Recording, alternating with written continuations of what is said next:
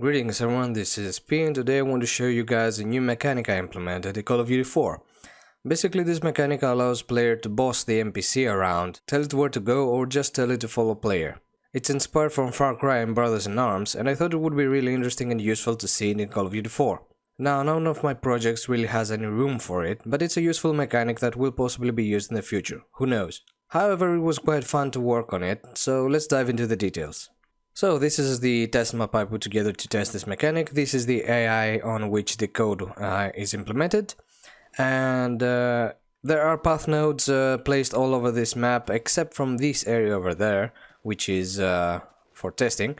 I will show you soon. So now the mechanic has two stages, two modes, as you can see at the top left. Right now the mode is on stay, so it basically stays where it is or where you tell it to stay. And if I press and hold B for 1 second, B is a temporary binding for now. If I press and hold B, the mode changes to follow and the AI starts following player around, as you can see. Just goes where you are and just stops whenever it's close enough to you. The minimum distance is easy to change to whoever has code access to this, so it's not a big deal. So right now let's check the stay mechanic, the stay mode of the mechanic.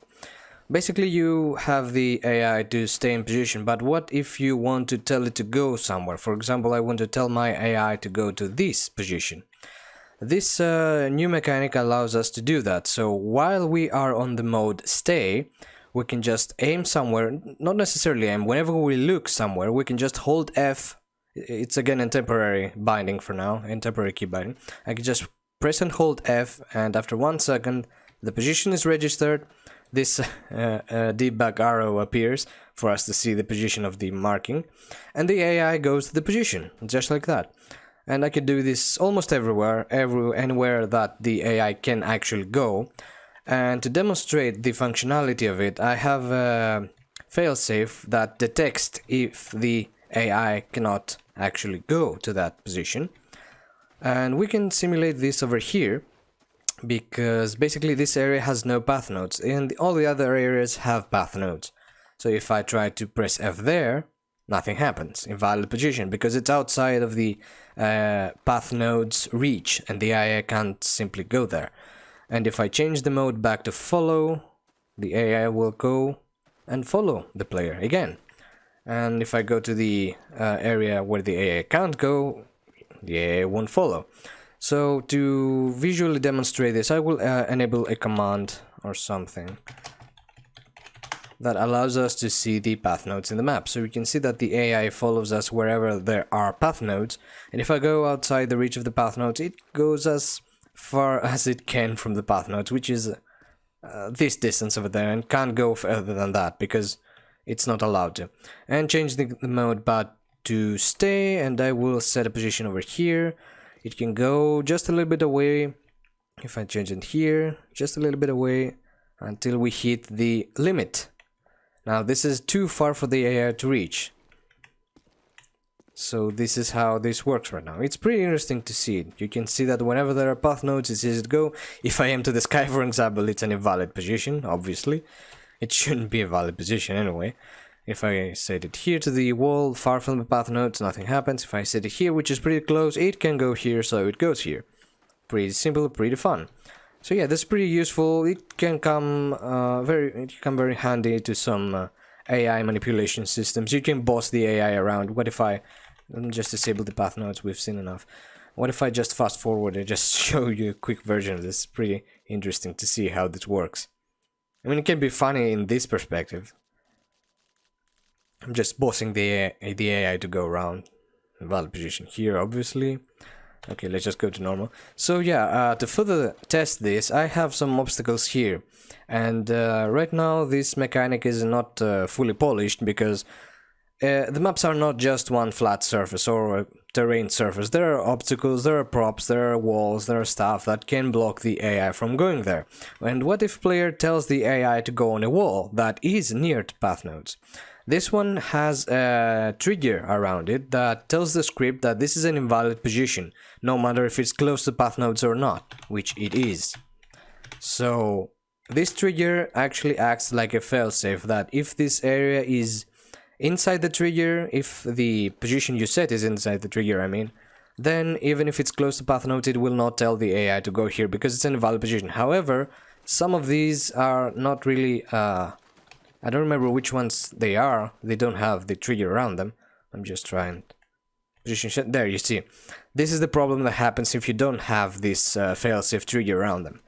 Basically, the position is set somewhere the AI can't possibly go, because this is a solid surface and the position is set here and the AA can't actually go there. As you can see, the console throws the couldn't find path to goal, very common error. And you just see the line that the AI is told to go there, but it can't really go there because it's in a solid obstacle, like I explained.